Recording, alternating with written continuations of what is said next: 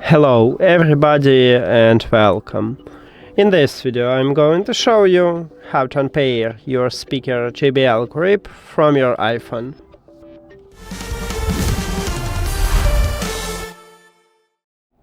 You have to start by open settings and then go to the Bluetooth. At the device list, click the information icon near to your speaker. And to the last line we have the button Forget this device. You need to tap at this button.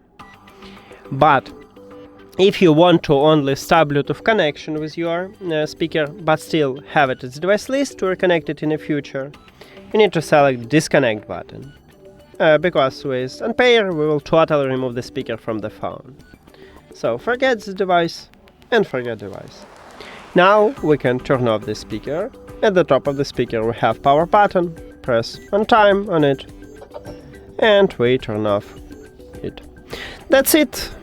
Thank you for watching this video. If you found it helpful, please consider subscribing to channel and leave the like on the video. See you later.